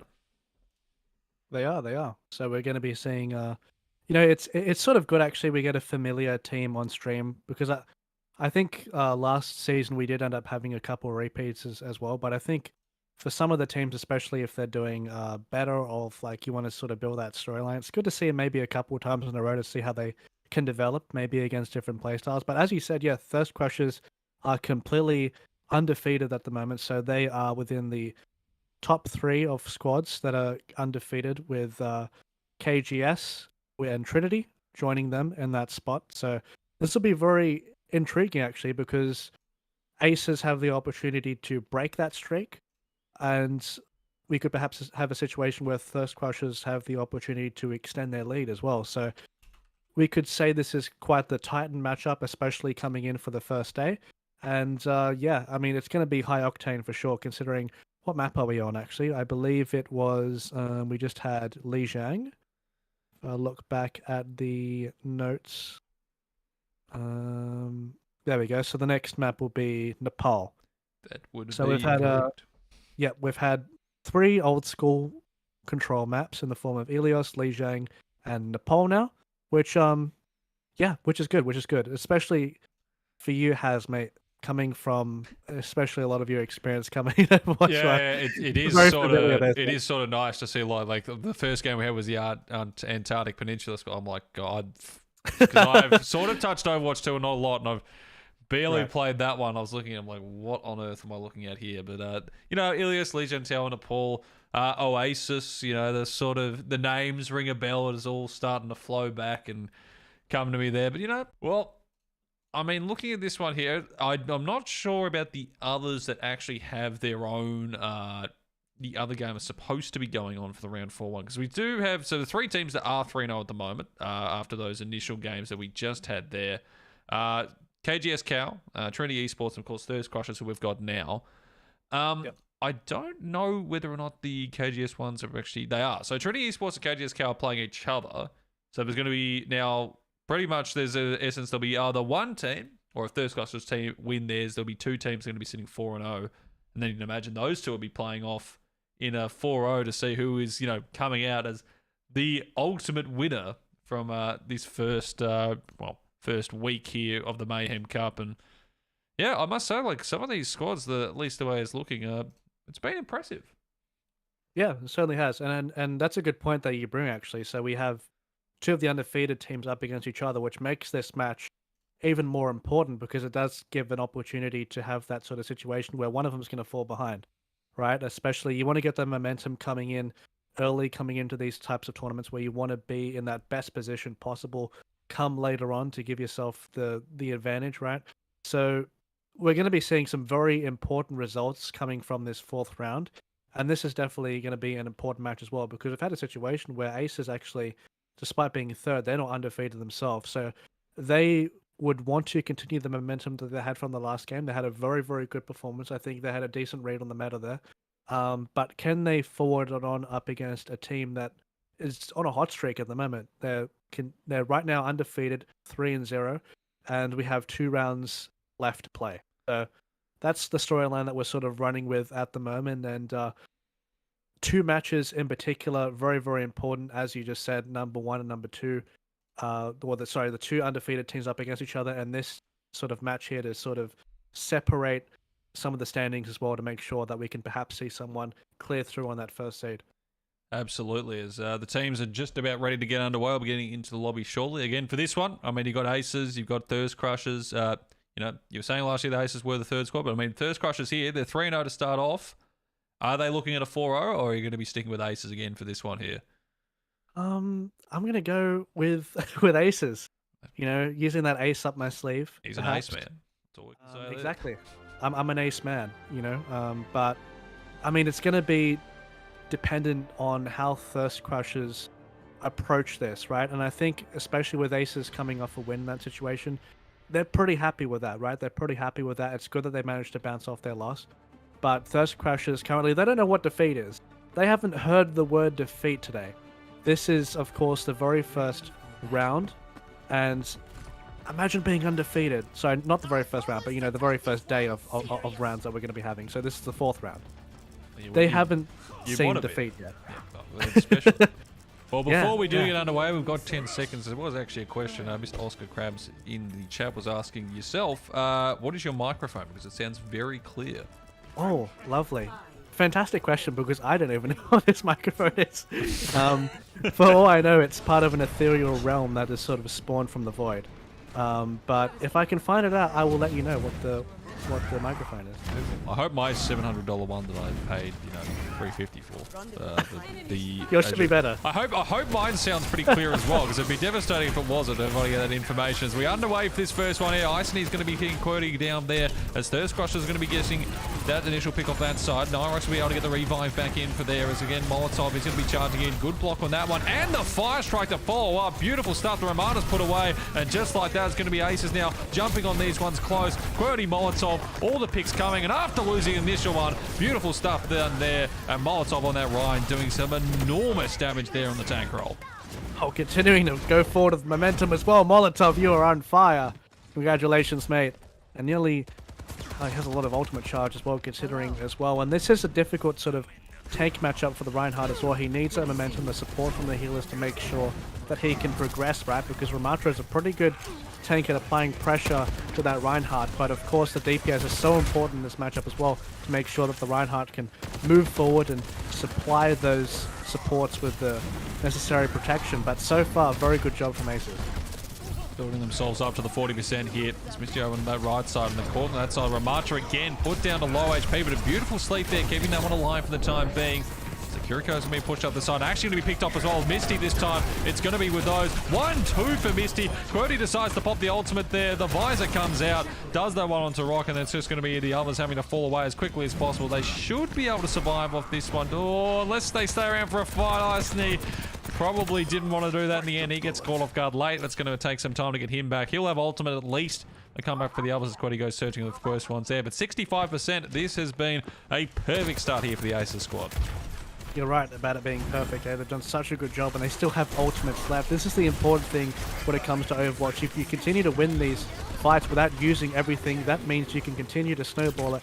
And especially on control, it's so vital when the Junkrat ult on the back doesn't end up getting anything there. So Thirst Crushers have a little bit of an opportunity to counterattack here. They do with that one. Stimpy and QWERTY, though, initial 2 picks just like that. And again, it's a 5v3. And they just cannot get anything on towards the point. Thirst Crushers. And I don't think they're going to get another chance here. Misty spinning around the junk. Can't quite land the winning blow to finish that one off. But it doesn't seem like it's going to matter too much. The last 2 players here for Thirst Crushers trying to get anything done. Rockadoo, you'll get one at least there on the Ramatra, but nothing else going, and that is going to be the first map. Well, just as I say that, Iceny's actually going to be picking up Stimpy. They're just sticking around for a little bit longer, and just when I thought it was done, oh, it's just been switched beautifully there from Thirst Crushers. It looked like it was done from 2 Ramatra picks. Iceny picking up a nice one on the Soldier, and they've managed to extend it just for a little bit longer. Wow, that was incredibly clutch. Thought Aces were definitely going to get that there, but the Ramatra are getting some long-term value in that melee form being facilitated by the supports being up in that situation, especially in that tank v tank matchup. So incredibly crucial, but see how Aces want to approach this. Thirst don't have any ultimates available. They do have that Ramatra ult possibly if he does get a few shots in. Looks like he's charging that up very well, so there we go. They're going to have that resource available to use, so good job charging that up. But see how Aces approaches this. They have the coalescence to come through here, and QWERTY with the tactical visor too. But being poked down on this high ground, they need to try and make a decision here so they don't get the percentages too high for Thirst Crushers. We're going to have at least 3 to go with this one. They've just bided their time, and now the push-in begins. Coalescence, also the visor and the tire all out at once. Molotov, a huge charge with there, but they're actually fighting back pretty nicely at Thirst Crushers. The ultimates used haven't actually done as much damage as they would have liked, and they're managing to keep this one falling their way. The Ramatra, Nemo gets Stimpy, and they will be able to finish them all off. And in the end, the two that were thrown in, Misty at least keeps the tie for next. The Molotov and Nyrox will have their ones going, but Thirst Crushers, they keep that one flowing. Now, again, their problem is they don't quite have the ultimates, but as we saw there, they only needed to use the one. They won out that team fight. Yeah, I mean, it's a great ultimate to use in that situation, right? Especially considering how sort of close range Aces are in that situation. Let's see, maybe a Riptide can launch things off. I believe Molotov ended up getting a decent Earth Shatter before as well. And up against the Ramatra, it is pretty easy to get a big one. There we go. Oh, and Icene's found himself too. Molotov finally able to shut him down, but the Soldier might have just done enough work to again get this fight falling for Thirst Crushers. And from 99 to 0, they are very much in a chance to actually take this one out. JP gets Molotov, Nemo's got Stimpy, and are they going to be able to get back? That's the question. Nyrox flying in with the Mercy Ultimate, looking to go for the revive, trying to get it done, but they go a little bit past where the Ryan was, and they won't be able to get it. Tire coming in, looking to get any sort of damage. They'll find one onto Iceny, but it doesn't look like it's going to be enough. Numbers still falling in the way here of Thirst Crushers. Rocketu, the Ramatra, has been fantastic to bring this one back. They're still going with this, and they are somehow going to bring this first point as they just need to finish off one Lucio running around the top. Nyrox delays, but he can delay no more. Wow, that was a lovely job from Thirst Crushers there. Resilient, very resilient, and this is what we're sort of hoping for in this matchup, right? Both of these teams, some of the strongest teams in this tournament, and that's about as close as you can get, 99 to 100 in that situation. And let's not forget, Thirst Crushers were basically on the brink of losing that first little section there. So very, very good job at making sure that the tank is topped up in that situation. Props to the healers as well. Very, very, very intricate type of comp that you're playing as well, because if you can sort of find that pick with the charge, if you can find the pick with the Junkrat, then you could perhaps find a situation where you're playing from behind. The Thirst Crushers are like, okay, we could perhaps even lose a member at the start of this, but we're going to continue to fight on and make sure that, you know, we can try to sustain through this. So great job on everyone on doing that. But a bit of a difference for both of these teams now, the May and the Sigma change here. Bit of a adaptation. Can the Sigma find the ones they're looking for there again? Ramatra pushing forward, and oh my lord! Rocketu goes wild forward just like that, completely shuts down Aces. And, well, you can change what you want. That is not going to affect how the Thirst Crushers do that one. That was just, woof. I mean, well, no words. Bit of a flex. Bit of a flex. Very powerful punches. Apparently, they've been doing a little bit of a boxing sessions in the off time there. And look at the ultimate. Nearly on 70% off the first fight. And that fight, I thought, lasted for about 4 seconds as well. So that's incredibly impressive. And Molotov has already switched off. He's like, all right, maybe if you can't beat him, join him. Yeah, well, sometimes you just need to do it. Does he have the Ramatra that Rocketu has been showing so far in this one? Again, they're going to be trying to push in this one. Ace is close by, but they've left their Rana sort of out for dead on the left side. They'll finally be able to jump back into that one. But just like that, the moment they try to group up on that right side, it's all gone. And Rocketu, he had the ultimate ready to go in just under a minute, and he finds 3 with it. 40% Thirst Crushers. They were sitting at 99 to 0 on that first map, and they have switched it around. They somehow get the first win, and right now 50 to nothing.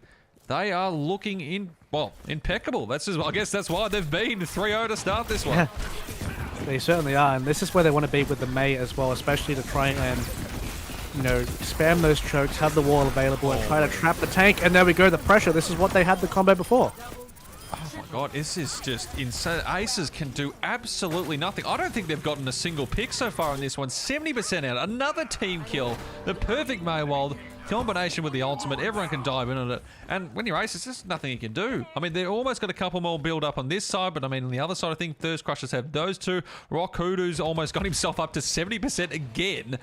He could have 2. I don't even need it, but 86%. This is pretty much going to be the last team fight. If they can't find the damage here, this one is going to be over in a 2-0 in a very quick fashion, and something we were not expecting considering what we saw in that first map. Can they find anything, or Aces? JP's going to time Molotov. They just cannot get the damage at all. Rocketu gets another one. It's going to be Iceny. He's kept alive for the time being. Quirty finally gets a pick, but it's all fallen to the wayside. No one else is alive. No one else is there, and this is a statement win from Thirst Crushers. Wow, Thirst Crushers, that was phenomenal. I nearly had the Ramatra hold again in that scenario. That's amazing. I wonder who's gonna get the play of the game here. Because there were for sure a lot of really good players. I believe maybe the It's got to Ramatra be the would have got it. punches, surely. It's got to be the punches, for sure.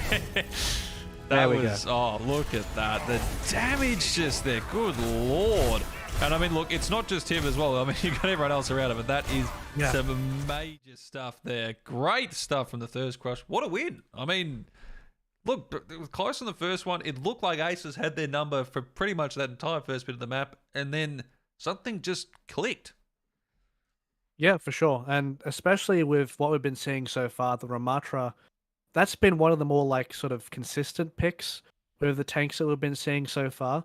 And when they tend to go up against the Reinhardt matchup, from what we saw on the first map as well, they can definitely on these fights where they become sort of when there's like a clutch fight at the end where there's a situation where you have to really, really pressure the Ramatra, otherwise he's just going to pop off.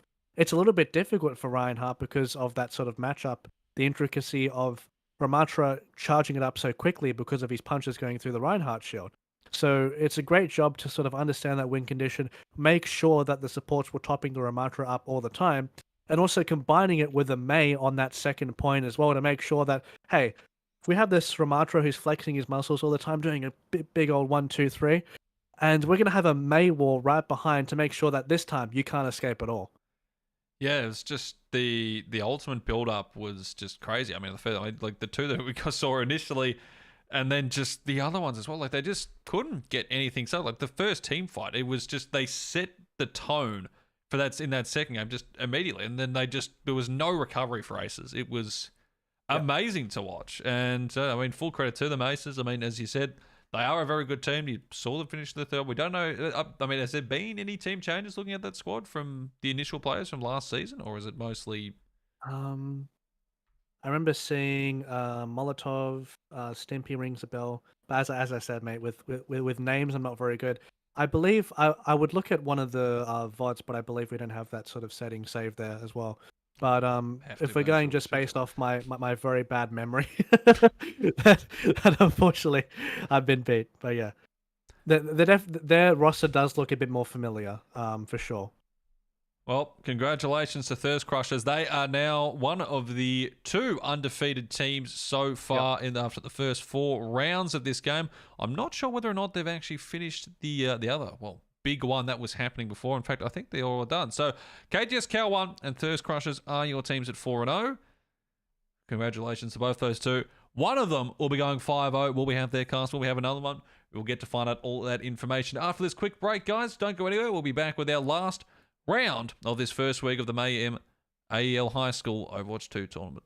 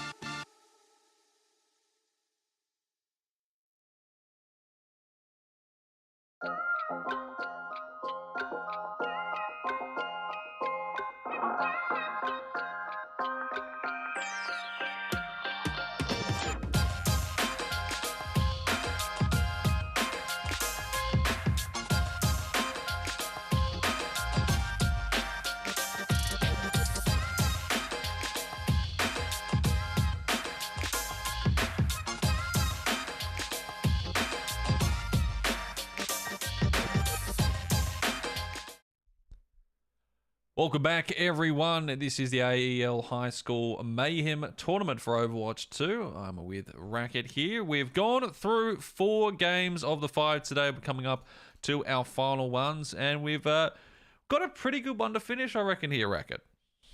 Yeah, for sure. Both of these teams, I believe, correct me if I'm wrong, they're 3-1 at the moment. So if they are wanting to sort of, not put themselves exactly on that first place, but have themselves amongst the pack, no pun intended with Wolfpack, then it'll be a great time for them to win, of course. And well, if there are any Ramatra players out there, by the way, then this is the stream to watch, because we have seen a Ramatra pretty much every single game. We've seen plays of the games from Ramatra. We've seen nano boosted Ramatra with movement speed from Lucio. We've seen a lot of Ramatra, so if you're a fan of that character in general, if you're a main, if you're just like watching Ramatra gameplay, then this is clearly the stream to watch. Because we're seeing it's not like he's overpowered or anything at the moment. No, I think people just really like the character, and that's good. You want your new characters to be played a lot. Where the other one is, who was the one that just got added recently? Lifeweaver. Yeah. Yes. Haven't seen him too much. But then I don't know whether or not he's actually... Is he enabled? That's going to be a thing. He might not actually be enabled, because it was very recently Lifeweaver did come into the new one. So, okay. With some of those, in a lot of games, if you get a new character, sometimes you give a grace period before everyone's allowed to use it, at least through that one. But yeah, for our final game for this one, of course, you got the 2 3-1 squads looking pretty nice. At least for this one. Of course, the other games as well, we will be able to see if someone goes through. So KGS Cow and Thirst Crushers, they're sitting 4-0 at the moment. The 3-1 bracket, the Wolfpack, who we've got now up against SPLCA, SCCC Golden Trinity Esports, playing off in that one as well. They're 3-1. You drop down a bit more. SGMS bottom 500, Whitebridge, the both Aces 2 and 3. MGS 023 we saw earlier, and Overscotch, all in the 2-2 bracket.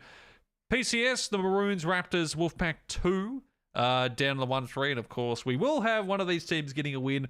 Whitebridge number 3 and Aces Overwatch 4 yet to register a chance there, but they've got a chance now. There is an opportunity for them to get to the 1. Unfortunately, at the end of the day, there will be one squad that is going to be unfortunately sitting on 0 and 5. That means, like, when you go into next week, the only way is up. That is true. And there are a lot of times that you can sort of reset and sort of gather yourself for, maybe sometimes it's just not your day, right? A lot of people say it like it's sort of almost like become cliche. It's like, it's just whoever performs on the day, that's what sort of matters. But it's actually, pretty true when it comes to performances with teams. Sometimes you just have a day where, like, you don't perform up to your standard. Sometimes you have a day where you can overperform in that respect as well, right? So some teams can fluctuate in terms of their strength over the course of the tournament. And I tell you what, though, if you are in a situation where you're undefeated, that will definitely give you a lot of confidence for sure. And on the other side, as you said, there's only way to go if you haven't won a match. There's only one way to go, and that's up. So flipping some perspectives there, but in terms of the map that we're playing Oasis. So this map is a little bit different to some of the other control maps that we've seen so far. This is probably one of the few that actually has a sort of situation where a couple of them are centered a little bit around high ground control. So if we're seeing Ramatra in a less oppressive sense, this could perhaps be a situation where he's going to be not as strong, perhaps, or if that Junker Queen, perhaps, as well, or the Reinhardt. So he may even see a little bit more of those like aggressive mobility type dive comps, or if both teams are just willing to sort of handshake and say, we're going to play these close range comps with the Ramatra, the Rhine, and we can have one fella just stay on the high ground, just poke from afar, and then the rest of us will be brawling on point. That can be very possible too. Well, it will remain to be seen as we start to enter into our final game of the afternoon. Also, according to Mr. Bow68 in chat, Life Weather is enabled. They are just horrible. So, yes, agreed. That's always a good start for a new hero there. Look, Ramatra, clearly one of those is doing quite well. Life Weather, not so much. We know updates, buffs, little changes here and there, people getting used to the character. You never know, maybe things will switch around, but probably not a Life Weaver, at least today. As we, looking around for these ones, the heroes will start to get assembled. What are you looking for here, Racket? Oasis, I mean, again, it's going to be, you got control points. You feel like it's going to be the same sort of, the grindy, everyone keeps in, try to keep the side, maybe. I mean, we did see the Sombras in those earlier games. Yeah. I feel like maybe there was a bit more open for a couple of those, but look at these ones. I mean, finally some Winston. That's what I like to see, a bit of Winston dive. I was going to say, if we are going to be seeing dive, it would be on a map like Oasis because there is a little bit more of that high ground, so they can take advantage of it, sort of go up there and poke away and make sure that the other team doesn't gain that ground so well. And speaking of Life Weaver, I wonder if this is like a hover, or are we actually going to legitimately see a Life Weaver? A lot of people do consider a Life Weaver to be a very weak character at the moment, but hey, Wolfpack, let's see if they can prove us wrong in this scenario. They have the tools to save one person if they dive in. If he can be efficient with his cooldowns, maybe something could happen here. All right, Roku believes. Is it going to pan out in that direction? Remains to be seen. Not if it's going to be with Jeff there, falling immediately. Some nice damage from Roddy, doing some glorious stuff there on the Tracer. Already getting some massive damage of that. Here, Roku getting jumped upon there. Chister's actually going to be able to trade nicely, and that's the trade onto the tank as well. So enough been going, but it's the Roddy at the back. That Tracer doing damage, and they're going to be able to take the point here. SPLCA. They do lose their tank, but they should have enough numbers to control with this one for the time being. And they know they've got them trapped up to top left. They start attacking them. Got to be careful. They can't get caught out here. Again, Roddy just jumping in towards these ones, doing so much damage, and another kill there for the Tracer as he jumps up again. All these ones close, gets himself a double, and he might even finish off the last for a triple. Beautiful stuff there from the SPLCA Tracer.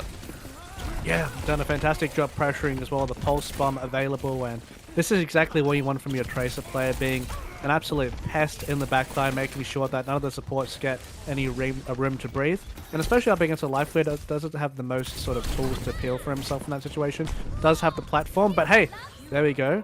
A bit of a Tracer 1v1 there, and already does end up getting the win there as well. But you need to be very careful here with your Life Weaver. If you have the Tracer on your back every single time, it's going to be a tough ask to try and survive it, but the sleep will be a very useful tool. Shiva ultimate propped out there, the Coalescence. Not actually finding much from that one. Does force them back as again here comes the jump in. Chizana looking to try and get some moment done with a beautiful one there in the Tracer. And there it is. So Deadly Kitten gets the first one right. He will be able to finish off the tank though. So the 4v4, they're going to be popping the Genji on top of this one as well. Not being able to find anything so far. Lagarito does get the big one there onto half, and Flip-Flop falling as well. So that looks like they've done enough to switch this one across at 70%. It's just left there now on to the Junker Queen. Falling away from this one, Jeff would love to get this final kill, but they're actually going to be able to escape. So 78% of switches over. They've got a chance at least to work with this one. Still a lot of work to do here for the Wolfpack. Certainly.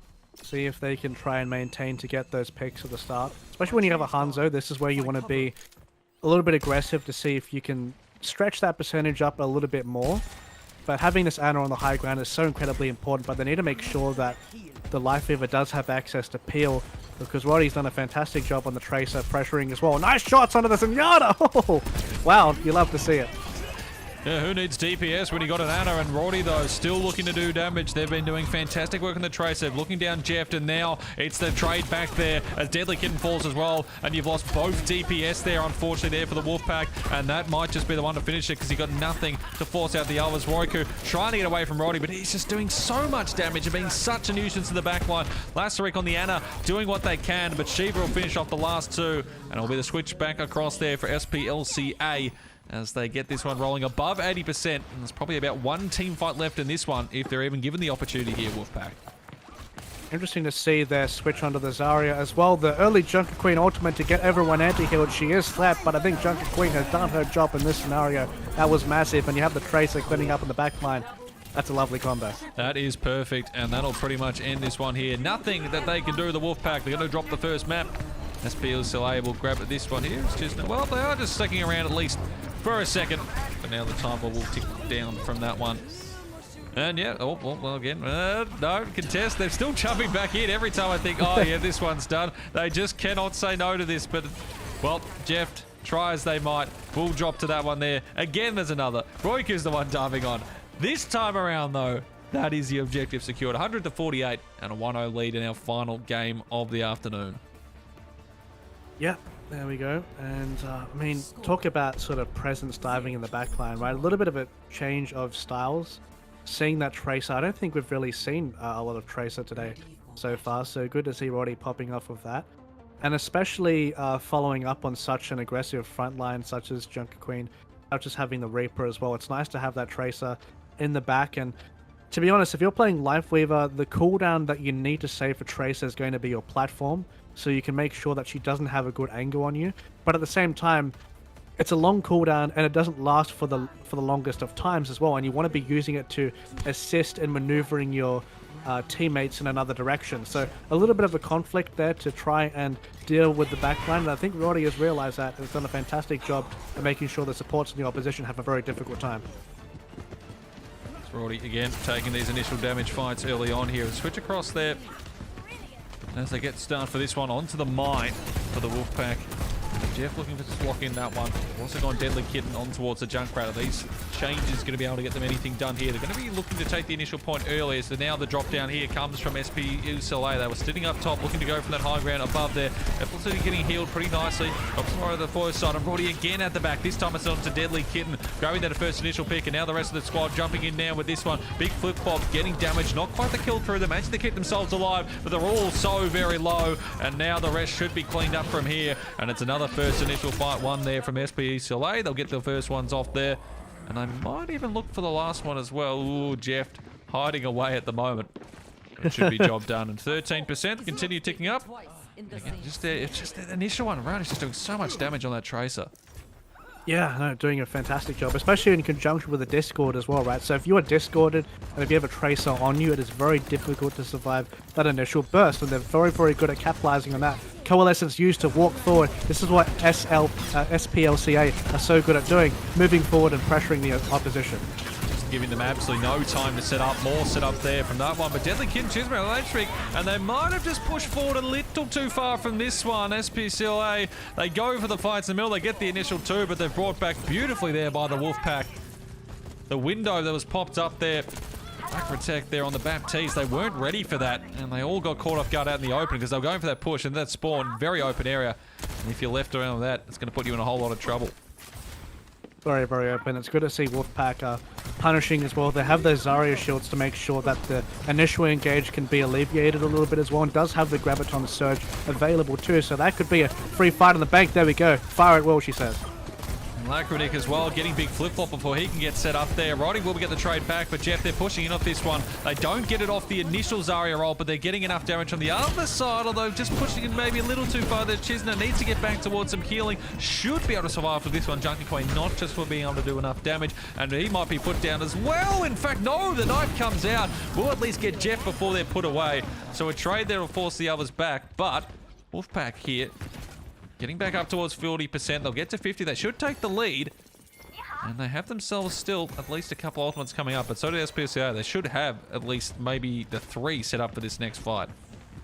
That's true. And that Junker Queen ultimate, they don't have an opposing cleanse to worry about in this scenario, so she may very well get the big one, but Zarya bubbles as well can be used as a tool to sort of deal with that too, so keep a cooldown of that. Junkrat says fire on the hole, but countered with the Transcendence there.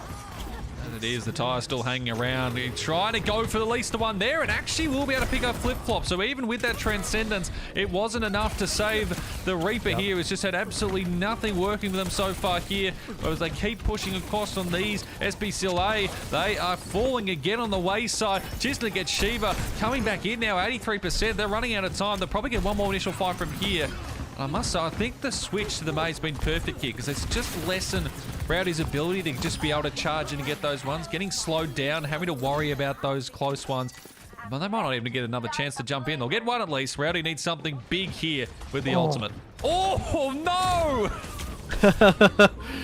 Very, very unlucky. The May ultimate is available there. We'll be freezing a lot of folks onto the point, and objective has been secured, but a total shift of identity for the Wolfpack in that scenario, picking a much more defensive, a much more peel-oriented comp. And that means if you're playing Tracer in the opposing team, it's a lot more difficult to get those dives off. And the Zarya bubbles, we're talking about the Mei being very durable. She has the ice block, she has the wall. After those initial dives are a little bit unsuccessful, then SPLCA, they're a little bit more flabbergasted as to how to approach things when they don't have that initial pick, right? So see how they can potentially deal with that. See if there's going to be any of these adaptions. Because Wolfpack right now, especially when utilizing those platforms, props to Roiku as well, being a lot more protected as well with the life weaver, making sure that he isn't dying at the start of those fights, because definitely getting a lot more healing out and some good blossoming heals from that Tree of Life. It was very important in that second round here. Can he do it again for this third one? Here we go. Our last one of the day. SPCA and Wolfpack. One of these teams will be 4-1. The other's going to be sitting at 3-2. And Rowdy again. And we were just talking about how he was surviving so well. Roku this time around put down immediately. Jeff does get the trade back there on the big flip-flop. The Reaper just hasn't been able to get the damage they're probably looking for so far in these fights. And they're still keeping around for this one. Again, Rowdy coming from the back lines. Looking to get these ones here close. Oh, Kitten, a nice hit there on that junk grab. The heals back up and close one. Chisner gets onto Harp. That's going to be the rid of the Zen for that fight there as well. And they're still just staying alive with this one. 4v3. Still feels like it'd fall anyway with these as they now get towards the fight. Needs to be the capture and contest. Maywall coming up from this one as well as the Reaper's back in action. A big flip-flop grabbing Jeff. The May falls away and that could be the instigator to get this first fight done. It looks like it might be. Rowdy gets the others. Flip City finishes off Blackrick on the Baptiste, and we are going to be seeing the SPCA getting a start for this one as they start to build up towards that 100%. Surprise. That is definitely what they want with this comp as well. Being so close range, they have the opportunity to take the closer angles now that they have control of the point, and the Junker Queen ultimate as well on this map can be very, very powerful. Wolfpack, their challenge is to try and capture the high ground in this scenario, because fighting SPLCA close range can be a little bit of a disaster. Unfortunately, to get through that first choke point, that's what they need to do. As they're just holding them at bay at the moment. Continues to tick up towards 30. Now the Junker Queen ultimate, and that is huge antis across the board. Can they capitalize off that? The Mayo came up from that one. It's trades 1 and 2, so everyone's just starting to get the 4v4. Now flip-flop coming in from the side. Baptiste put down. Harp grabbing that one there, and that should be enough for the fight as Roiku gets caught up on the right side there, and that is building nicely here. SPLCA get that one flowing. They do get a couple of ultimates through. They still have 2 for the next 5, but now Wolfpack. They'll have 4 going into the next one here. Everyone built up, but they need to get this next 5-1. Already above 50%. We're going to be seeing a change here as well. Deadly Kitten switching on the Junkrat over towards the Soldier. Yeah.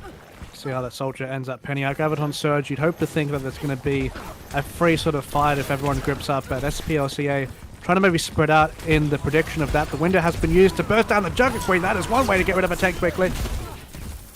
Beautifully done there, but the trade's back and all the Death Blossom. Flip-flop finds 2, and just as we thought that Wolfpack might have been able to get something flowing there, they still do have at least an opportunity close, but this is the problem. Flip-flop, Rowdy, and Chisness is caught up there with Jeff, and while they get trades, they don't get kills, and 87%. They have to just fly in. Lucio brought out here. Deadly Kitten trying to get off to the right side. Rowdy's giving them none of that, though. Not even the opportunity to get through that first initial one, and this continues to tick down. Lucio, the dive will have to come on just to delay as much as possible on towards the point. At least get that one flowing, but Rowdy gets Roiku before they can get set up. It's just not working here for the Wolfpack, and this feels like it's going to be done very momentarily. Trying to go around the outside. Ult's popping. It's not falling to pieces, and that is going to be this one pretty much done.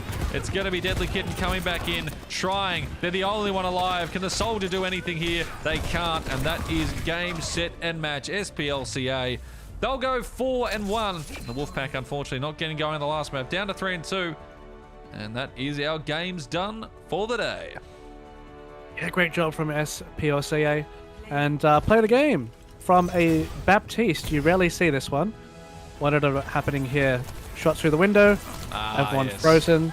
You love to see it. That's definitely bolstered the damage stats throughout the game with that. Oh, nice little shot onto the Moira in the back as well. But hey, a competitive match, and I think that match really showcased the nature of momentum, especially when you do have access to that point of such a close range comp.